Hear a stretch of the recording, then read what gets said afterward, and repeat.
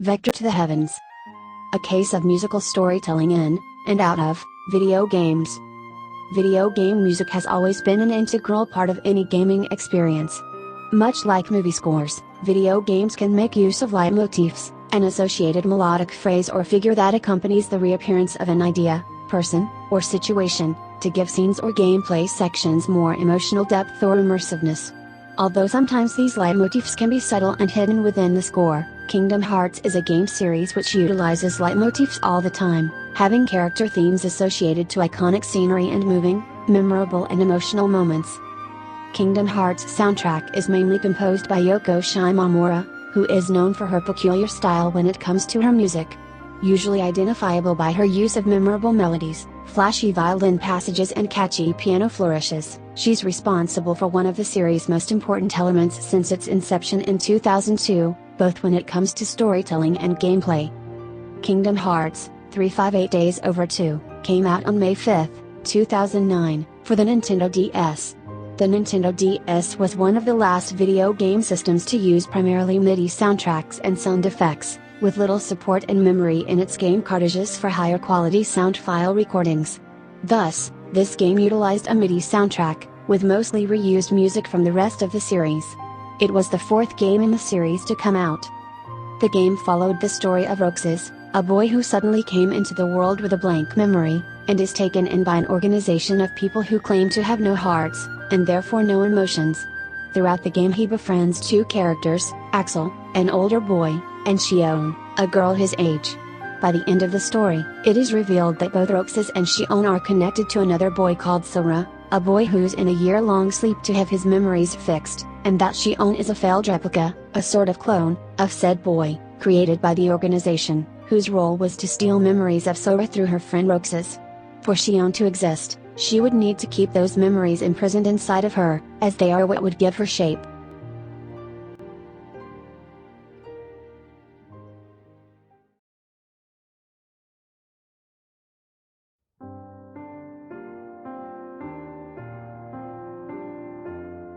Musique pour la Tristesse de Xion.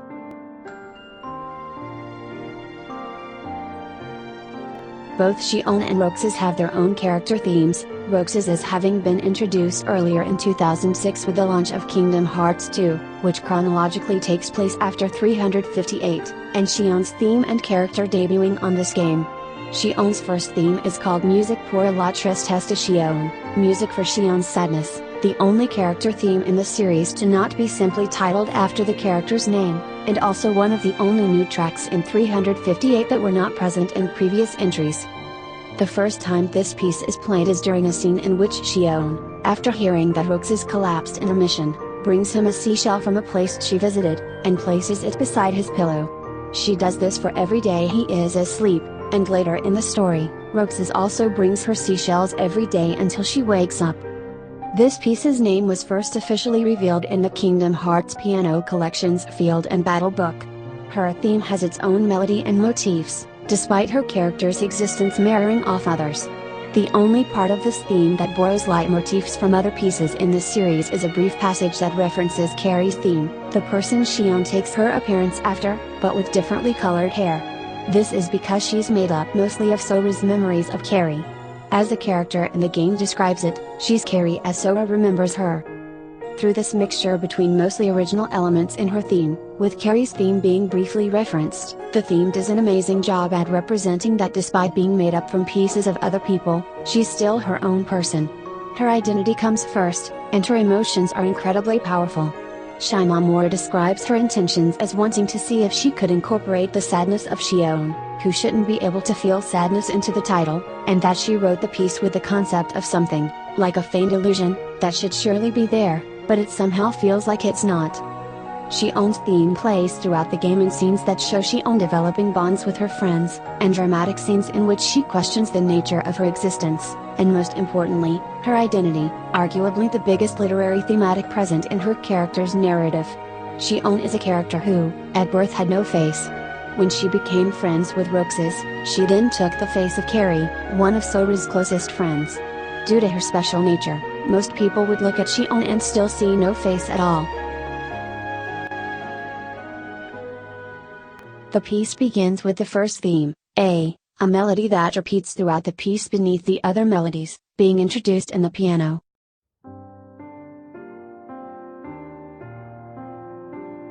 It is then followed by the second theme, B, introduced on the celesta.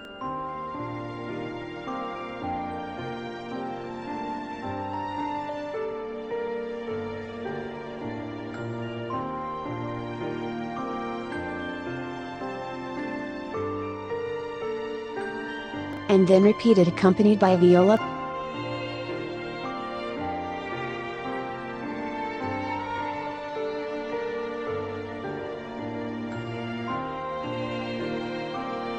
We then get a variation of the first theme, played by the celesta.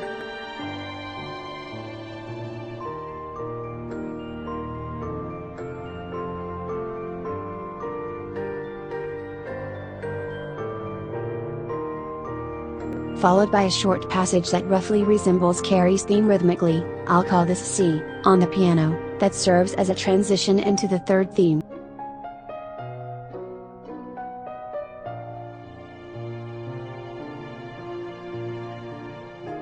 D, played briefly by the viola, as the first theme plays in the piano beneath it.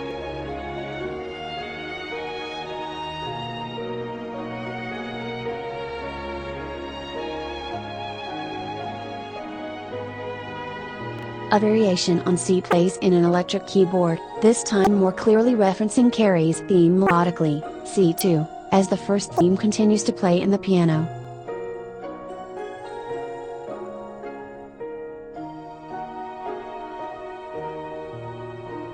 We go back to B, this time not repeated and played only by the celesta.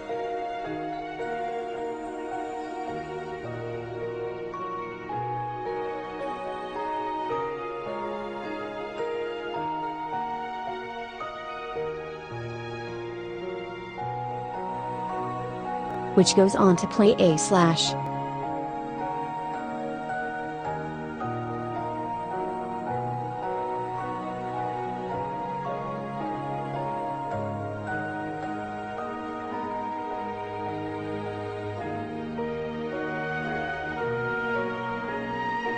We go back to B, this time played by an oboe.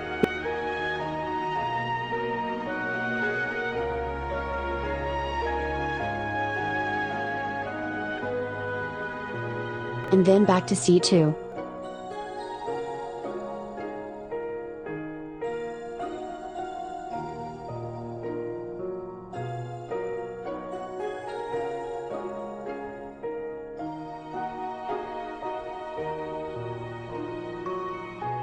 B plays again.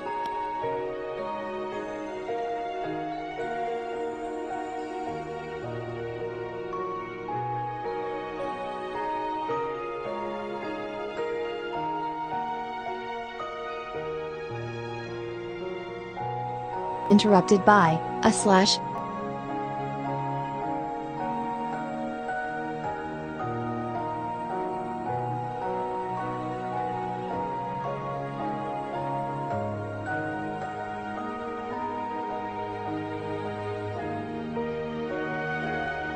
We go back to B, this time played by an oboe.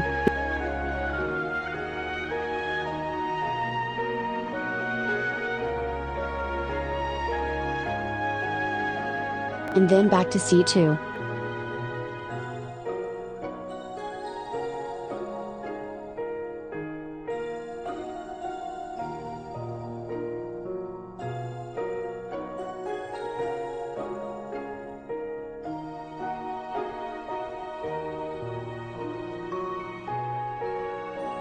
B plays again.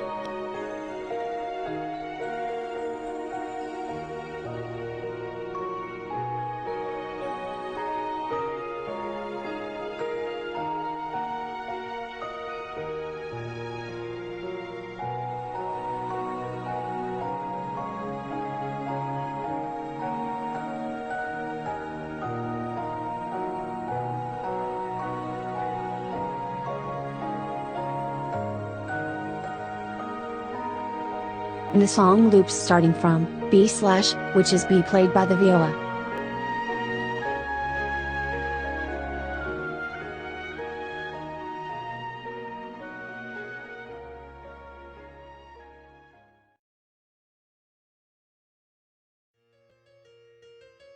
To people who knew other people connected to Sora, Xion would bear their faces, or Sora's, instead of her own. At first, the only people who could see her real face, the one she identified fault with, were her and her friends. The organization created her to be one thing, a clone of Sora, but she defied that destiny and became her own person. To some, she would be faceless. To others, she'd be Sora, or someone entirely different. But the only people who could see and respect who she truly was were her friends, or people who empathized with her. This conflict of wanting to know who she truly is, only to find out that she was never anyone at all, is something that she struggles with until the end of the story, and the sadness that causes can be clearly felt in her theme. 358 days over 2 ends with a choice the player has no power over. Xion realizes that she unwillingly can't stop absorbing Sora's memories from Roxas, and that unless she disappears, Sora could never wake up. She'd lose her best friend, become a complete copy of Sora, therefore losing her identity and accepting the role assigned to her at her creation, and become a weapon for the organization. She learns that eventually, both her and Roxas would have to cease to exist so that Sora could wake up. But if she returned her memories and ceased to exist, no one would remember she ever existed. Since she was never really herself, only pieces of other people, memories of her were temporary. There'd be nothing left of her. Xion, now bearing Sora's face and body from all the memories she absorbed, confronts Roxas one last time.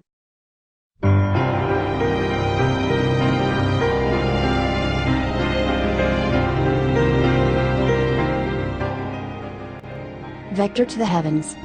With a now intensified version of the melody, raging piano chords, faster pace and extremely melancholic and dramatic tone, Xion's theme returns for the climax of the story. Xion needs Roxas to destroy her himself, take back the memories and strength she absorbed from him, and later return to Sora. This version plays in-game when the player, Roxas, fights Xion's relentless, giant final form shaped after Sora, as she chants "Stop holding back, is that all you got? And get ready Roxas." It's a painful battle that neither character wants to win, and even as Shimamura describes it, it's a boss battle you, the player, don't want to win. The director of the series, Tetsuya Nomura, insisted that this theme be an aggressive piano concerto, despite needing to play in a Nintendo DS, something Shimamura initially thought would be impossible to accomplish. Although she doesn't explain how they worked around this limitation, she expressed gratefulness for the sound staff making the arrangement possible.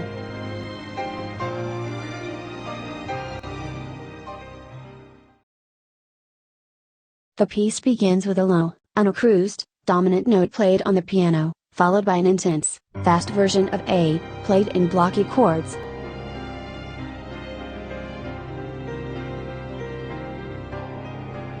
Followed by dramatic chords. B is played twice by an orchestra of strings.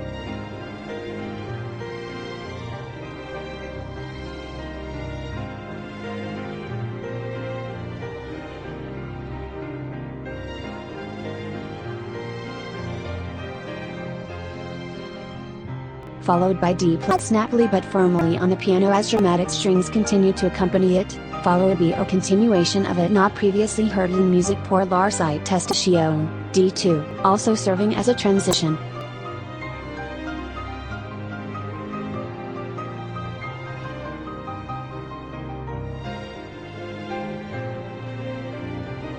B repeats, but this time with a variation, B/, that transitions into C2.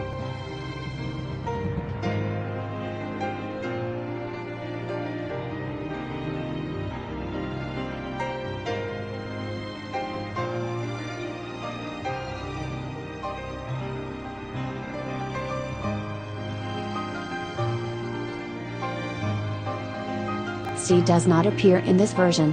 This is followed by a series of quick and disorienting chords played in the piano, serving as a transition into E, that being a callback to the piece Dearly Beloved, as A is played melancholically by the strings, before the song loops. Vector to the Heavens is roughly half as long in duration as Musique pour la Tristesse de Xion, but somehow twice as powerful. For the concept of the battle theme, Shimamura used the mathematical concept of vectors. What are you facing? Where are you going? What are you carrying? Are questions she had in mind. This piece did not have an official title until the official soundtrack came out years later, but Yoko knew that she absolutely needed to have the word vector in the title. The meaning, according to her, is head to the sky, return to the sky, also a symbolic representation of Xion choosing to return to Sora, whose name is the Japanese word for sky. To Yoko Shimomura, both music and vector are two sides of the same theme, and in posterior arrangements, they are usually joined both into a single piece. Much like Musique pour la Tristesse de Xion, there's still a piece of Carrie's theme present in Vector to the Heavens. However, it is this time followed by a slow callback to Dearly Beloved, an iconic melody in the series, having a special variation on it on the title screen for every single game in the franchise. This serves as the change of pace in the piece, giving it a brief peaceful moment just before it loops back to the beginning. At the end of the battle, Roxas manages to defeat her, and holds her in his arms as she fades away, struggling to remember who she is, and wondering if it was him that even harmed her. Xion's bass theme plays as she glows in a white light, turning into crystal shards that float up into the sky, into Sora, and as she reminds him that he and Axel are her best friends, she closes her eyes, and Roxas calls out her name. But it is too late, she's already gone, all being left of her in the scene being a single seashell on the ground. Xion's name comes both from an anagram, the imaginary number, no.I, with an X, and also the Aster flower, also known as Xion. In the language of flowers, it means I won't forget you.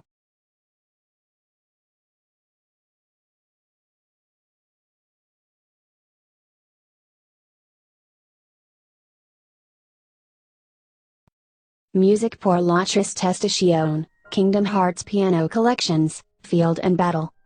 On January 13, 2010 in Japan, Kingdom Hearts Piano Collections, Field and Battle was released, a sheet music book with numerous arrangements for music from the series, focusing on battle themes in contrast to the first Piano Collections book, that focused on character and event themes.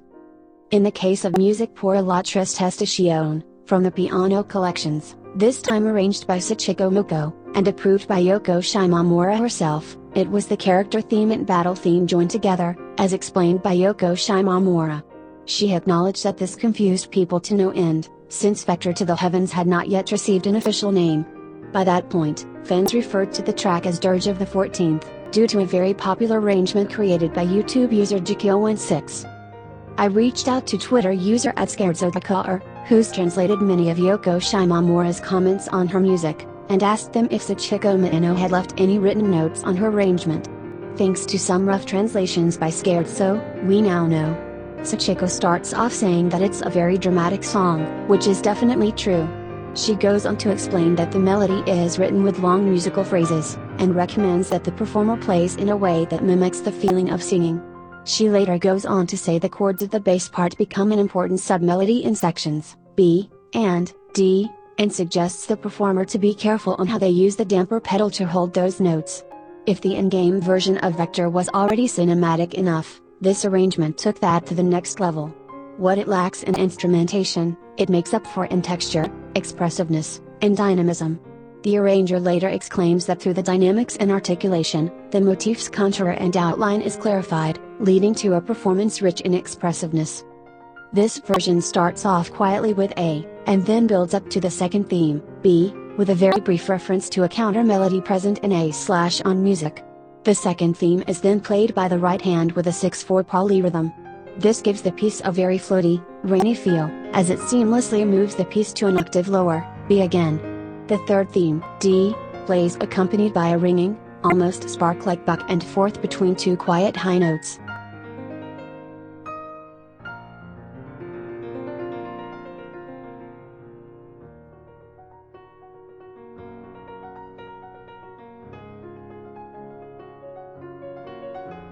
Followed by D2, which is exclusively part of Vector to the Heavens up into this point, which then evolves into a forward momentum arpeggio, leading into a stronger, modulated rendition of the second theme, B, with a quiet, yet firm and rapid rising crescendo and modulation.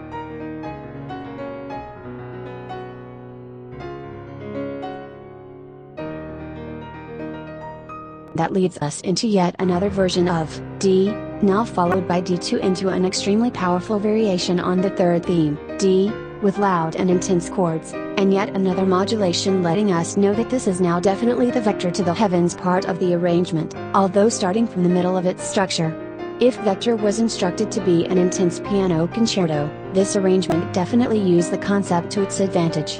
It goes on to the second theme, B, with the same intensity.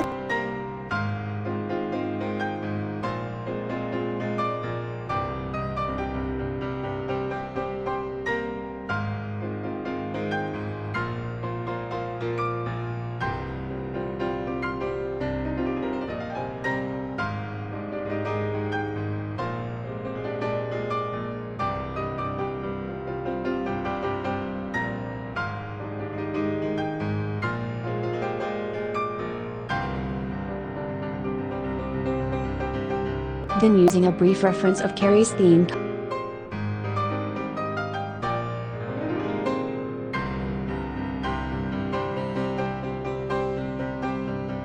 and Dearly Beloved, E, slowing the pace and lowering the intensity of the piece. It returns to the second theme, B, very quietly, and returns to this first theme, only played in the very beginning of this arrangement, until it fades out into silence.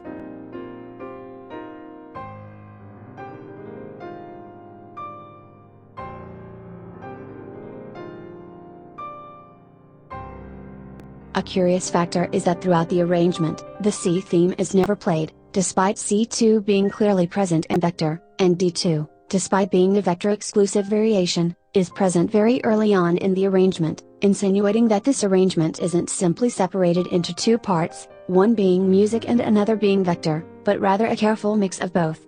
While it clearly has mostly elements taken from vector, the first half of the piece borrows its tone from music. There's an unexplainable power in this arrangement. It goes from 0 to 100 to 0. It tells a story. You can feel the sadness, the conflict, the unwillingness, the hope for something better. Xion's story is told. Her birth, her self-reflection, her identity, her conflict, her pain, and her death. It's all there, and can be felt.